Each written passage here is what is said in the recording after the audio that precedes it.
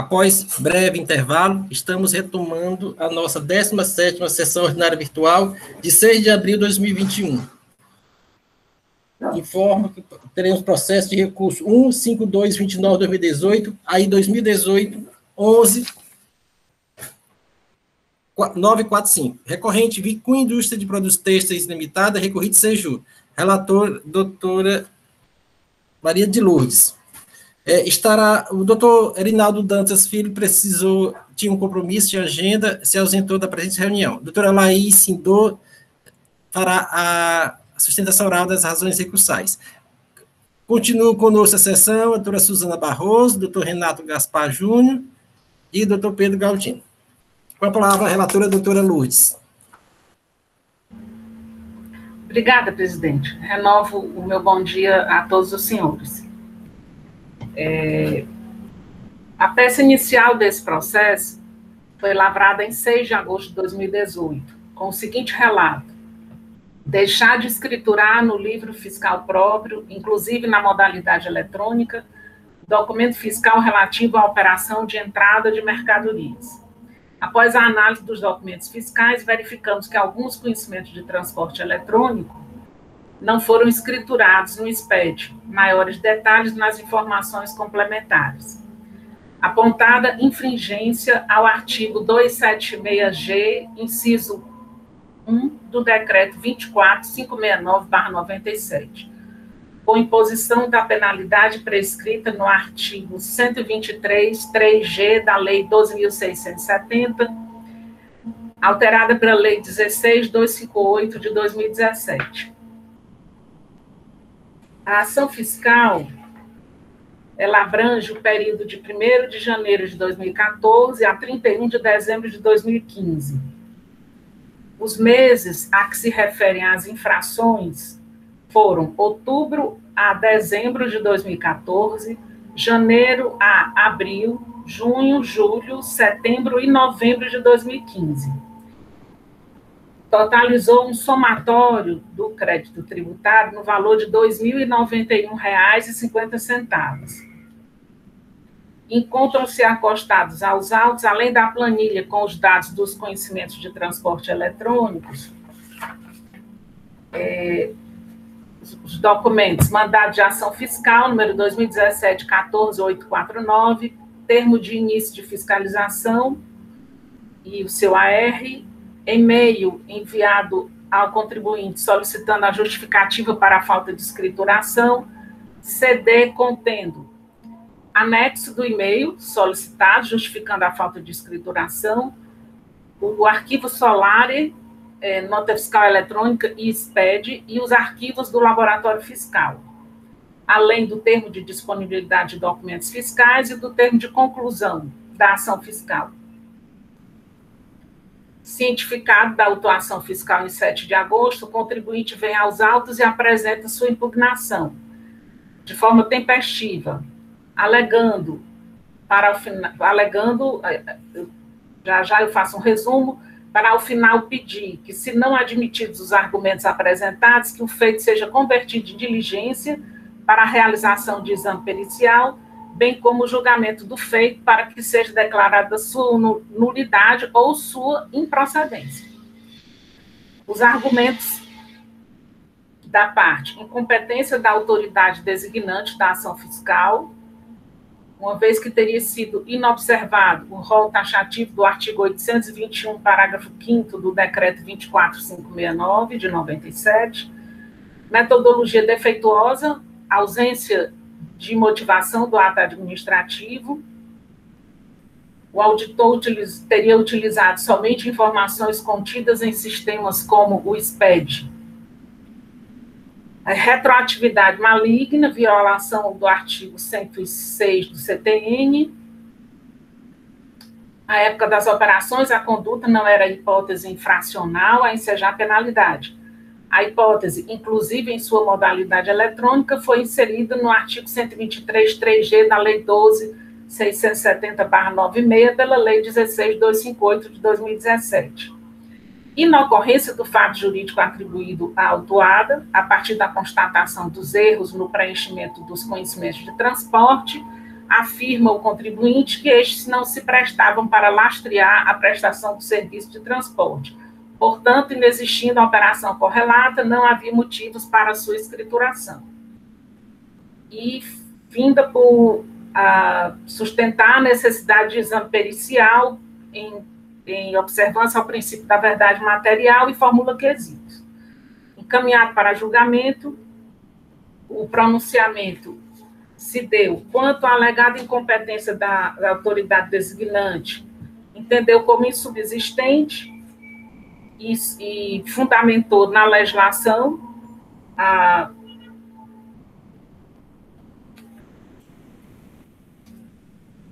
de que estava plenamente apto o agente fiscal que determinou a ação de fiscalização, quanto à alegada ausência de motivação do auto, também afastou e fundamenta, informando que o contribuinte não apresentou justificativos a despeito de haver apresentado justificativa para a ausência de escrituração, não anexou documentação probante de suas alegações e enfatizou que a empresa, desde o início da sua atividade, estava obrigada à escrituração fiscal digital, EFD. Quanto à alegada retroatividade maligna, a ausência de escrituração é a infração devidamente prevista na legislação tributária vigente à época dos fatos, e que a infração está devidamente comprovada pela acusação, devendo ser aplicada a penalidade constante do artigo 123, 3G da Lei 12.670, com a redação da Lei 16.258 de 2017, por ser mais favorável ao contribuinte autuado, uma vez que ela fez a apuração dos valores na forma sustentada inicialmente pelo contribuinte e seria mais favorável ao contribuinte a aplicação da penalidade combinada no auto. Quanto ao argumento de inocorrência do fato jurídico atribuído à autuada, ela destaca que a autuação decorreu de consulta aos sistemas corporativos que cruzaram informações dos arquivos eletrônicos transmitidos pela autuada, inclusive de outros estabelecimentos com os quais o fiscalizado transacionou. Quanto ao argumento de necessidade do exame pericial, ela indefere, julgadora singular, afirmando que nenhum registro da dinâmica operacional dessas justificativas foi apresentada e nenhum documento que respaldasse suas alegações de forma concreta e não havendo dúvidas a esclarecer por meio de perícia, daí o seu indeferimento. Finaliza decidindo pela procedência da ação fiscal.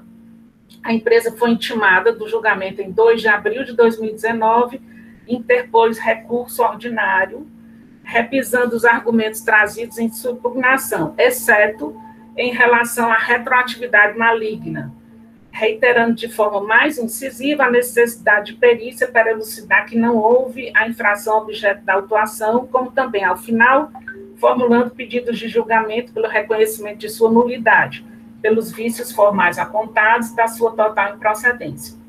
Em 25 de abril de 2019, o processo foi encaminhado à célula de assessoria processual tributária, que emitiu parecer 18/2020, que se manifesta pelo conhecimento do recurso ordinário para que lhe seja negado provimento, de tal modo a que se mantenha a decisão singular. Com relação aos fundamentos, a exemplo dos conselheiros que me antecederam, eu deixo para que a Procuradoria do Estado, na pessoa do doutor Biratã, possa tratá-los. Esse é o relatório, presidente. Obrigado, doutor Lúcio, pelo relatório. Com a palavra, o doutor Biratã Ferreira de Andrade, procurador do Estado. Obrigado, senhor presidente. Eu não vou dar aqui meu cumprimento a todos, aí, especialmente a doutora Laís Sindô, aí, que participa nesse momento da sustentação oral. A matéria aqui é a estruturação, o livro de entrada do conhecimento de transporte eletrônico. Há inicialmente uma nulidade que nós, em outras oportunidades, desde ontem, a gente vem afastando, em relação à competência do agente que designou, né, da autoridade designante, aí, isso aí também já foi debatido, discutido, então, o entendimento, ele se aplica aí à mesma situação, já que o orientador, né, da célula de execução tem essa competência aí, já foi também ontem bem discutido e já ficou bem clara essa questão. Tem a questão também que o contribuinte alega de que estaria se aplicando aí uma retroatividade maligna, né? Que estaria prejudicando o contribuinte, que isso aí seria impossível.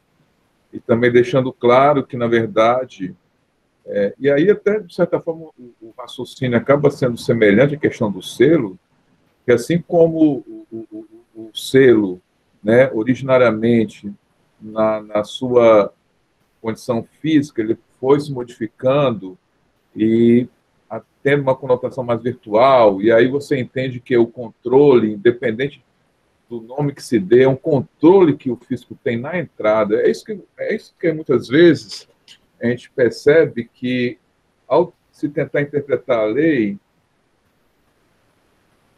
se apega a determinados fatores que fogem da própria essência, da própria finalidade do dispositivo legal, né? Porque, assim, basicamente, por exemplo, no caso lá do selo, o que o físico sempre procurou é ter o controle dessas operações de entrada e saída, independente do nome que se dê. E aí, muitas vezes, se apegam a determinadas nomenclaturas que fogem da própria essência.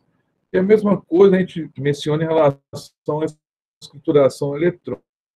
Porque, assim, a escrituração sempre existiu a necessidade de escriturar nos livros de registro de entrada. E aí, com o passar do tempo, isso se modificou para a sua modalidade eletrônica. Então, é apenas uma adequação, né, da legislação aos fatos. Então, se você não tem mais, hoje, a forma física, se aplica a eletrônica. E não houve, a meu ver, nenhuma questão de aplicação, de retroatividade maligna, como alega a parte. E, nesse ponto, entendo que está bem caracterizada a infração do artigo 123, 3G. Né? Em relação às provas, senhores conselheiros, são colhidas dos próprios arquivos eletrônicos transmitidos pela autuada. Então, prova mais do que suficiente, lista, idônea, para poder, então, a partir desses elementos, desses próprios arquivos transmitidos, se poder fazer essa apuração do que está ou não escriturado. Em linhas gerais, são essas considerações, senhor presidente, senhores conselheiros, né, advogado aqui presente, doutor Laicindô, razão pela qual nós sugerimos aqui o acatamento do parecer aqui, concordamos com o parecer da assessoria, e opinamos pelo conhecimento do recurso ordinário, negando o provimento para manter a decisão singular de primeira instância, que foi pela procedência. Era só, presidente. Obrigado. Obrigado, Tubiratã. Com a palavra, a doutora Laicindô. Bom dia, presidente, senhores conselheiros, colegas advogados, doutor Biratã.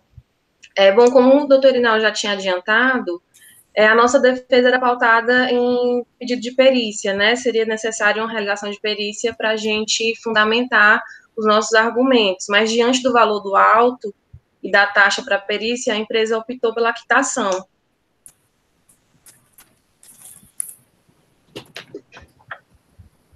Está ok, doutora Laís.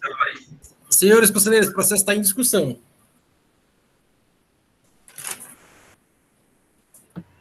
Senhor presidente, Sim. Só a título de esclarecimento, mas nós vamos enfrentar, né, as questões e o mérito e julgar o recurso para que, ao final, o resultado seja o para pagamento, não é isso? Para que ela possa pagar o resultado. Se este for o desejo desta Câmara, né? Não, vai ser analisado, porque se ela ia pagar, se ela for trazido o pagamento agora, a gente seguia um processo por perda do objeto, mas não é o caso, né? Então, a gente vai ter que enfrentar todas as questões preliminares e mérito para depois julgar, se tiver crédito tributário, intimar a empresa para pagar. Pronto, eu faço a pergunta, mas é pelo meu entendimento, que a Câmara já conhece, né? E eu já tenho manifestado em outros processos, em relação ao reenquadramento da penalidade. É só nesse sentido. Então, vamos enfrentar as questões, né, para que o crédito tributário possa ser definido. Né? Obrigado, senhor. Sem discussão, senhores conselheiros.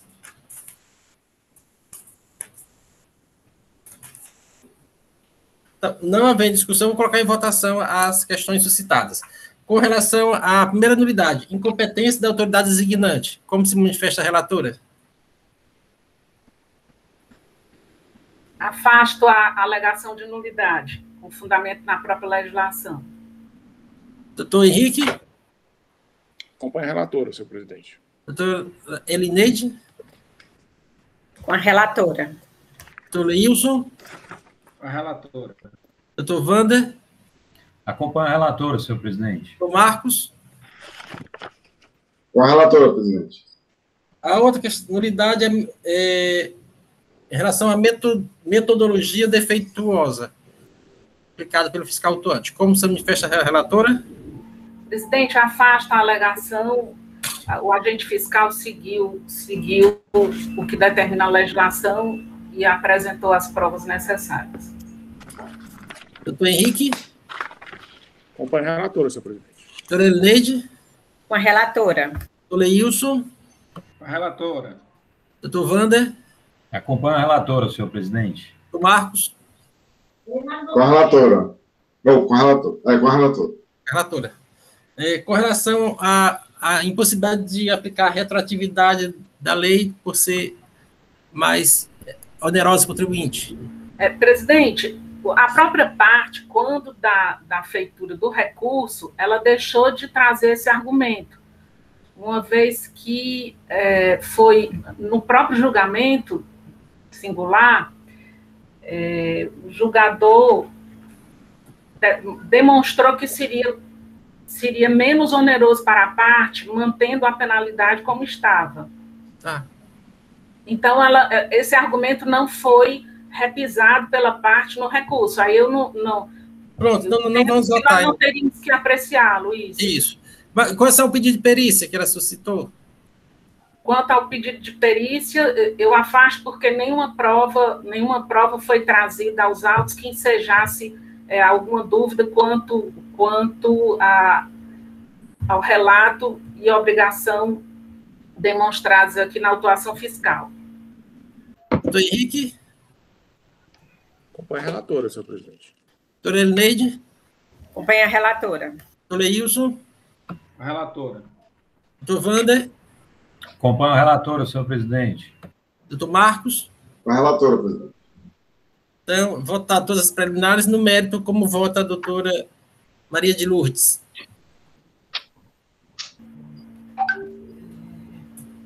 Eu vou conhecer do recurso, não dou provimento para manter a decisão singular, declarando a procedência da ação fiscal, sem reenquadrar a multa. Doutor Henrique? Me acosto ao voto da relatora, senhor presidente. Doutora Elineide? Com a relatora. Doutor Leilson? Com a relatora. Doutor Wander? Pedindo vênia à senhora relatora, eu vou me acostar ao voto dela, mas apenas fazendo um reenquadramento na penalidade para o artigo 123.8L. Como certo. voto. Doutor Marcos? Presidente, com o voto divergente. Então, a segunda Câmara, por maioria, conhece recurso, nega provimento para confirmação condenatória à primeira instância nos termos do voto da conselheira relatora e em consonância com manifestação oral representada da outra PGE. Esta decisão para este processo. Votaram contrariamente, votaram pelo reenquadramento da penalidade os conselheiros Wander e Marcos Mota. Esta decisão. Gostaria de agradecer a doutora Laís, a doutora Suzana, doutor Renato e doutor Pedro pela participação na sessão. A sessão vai continuar, os senhores querendo, pode permanecer. Muito obrigada, senhor presidente. Muito obrigada, doutores. Até a próxima. Tchau. Até a próxima. Obrigado, bom dia, até mais.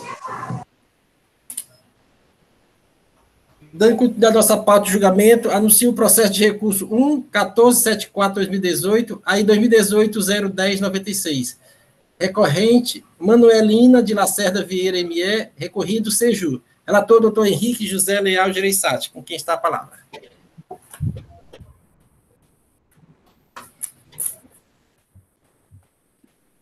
Primeiramente, renovar aqui meus cumprimentos aos presentes aqui no Conselho, doutor Zé, doutor Biratã, demais conselheiros, doutora Silvana. E esse processo aqui, a gente nunca gosta de dizer que um processo é simples, né? Mas eu acredito que esse seja, viu, presidente? Graças a Deus. Esse processo trata da falta de livros fiscais ou contábeis, né, na inexistência de livros, quando exigidos pela legislação, exceto os livros fiscais transmitidos ao fisco, né?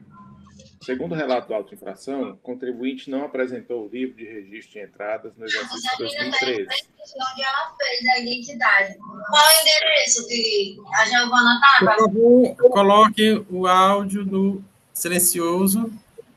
Perdão. Tudo bem, doutor Marcos. Vamos lá, dando continuidade aqui.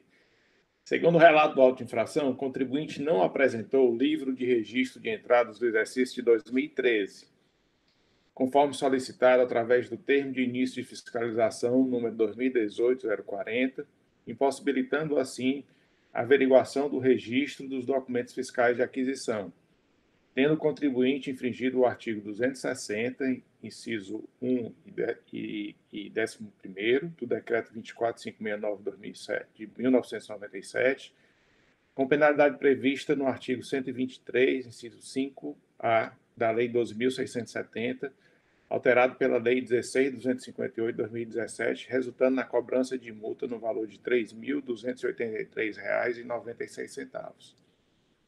Em sua impugnação, a defesa requer que o auto seja cancelado, pois afirma que atendeu ao solicitado no termo de início, mas que o auditor não observou que o livro fora entregue em separado por mês, junto com as notas fiscais de compra e a relação de despesas.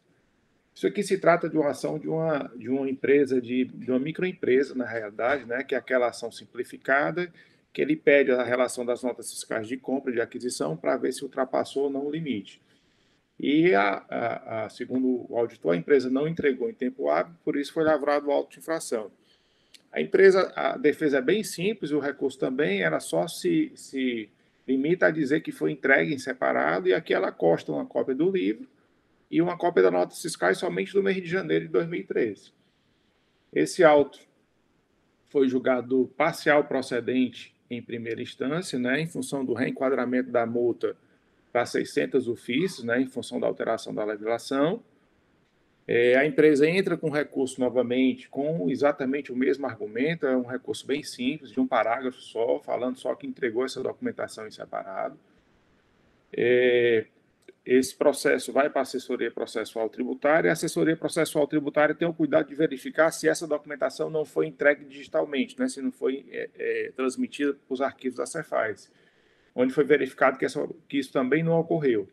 Então, ela sugere também a manutenção da decisão de primeira instância, no sentido de julgar parcial procedente, enquadrando a multa em 600 ofícios, né, que reduz esse auto por valor de R$ 1.800, basicamente.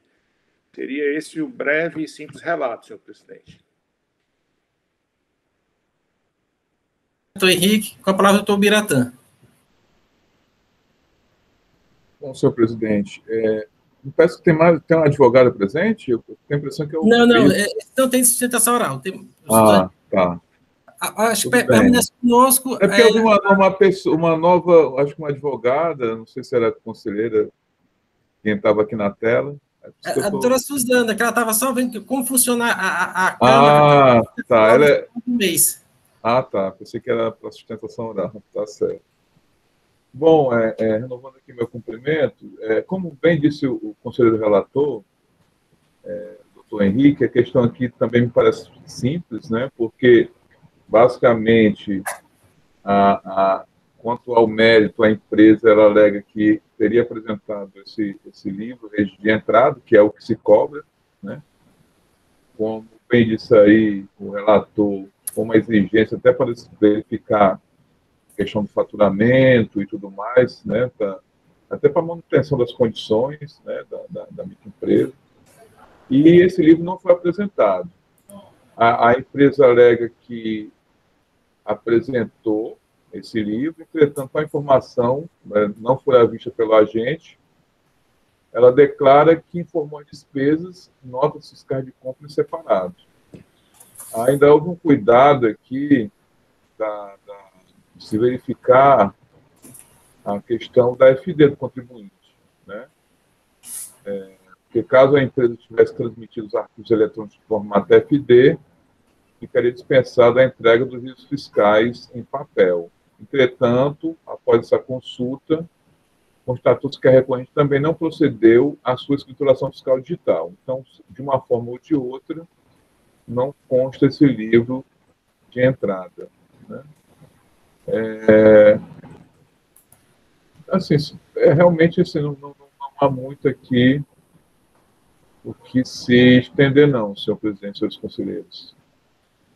Só uma observação aqui, em vista do princípio da retroatividade da lei mais benéfica, por ocasião desse julgamento, concordo com a julgadora monocrática quanto à alteração do valor da multa a ser recolhido pela empresa autuada, conforme a nova redação dada pela Lei 16.1058/2017, ao artigo 123.5A da Lei 12.670, com a seguinte redação.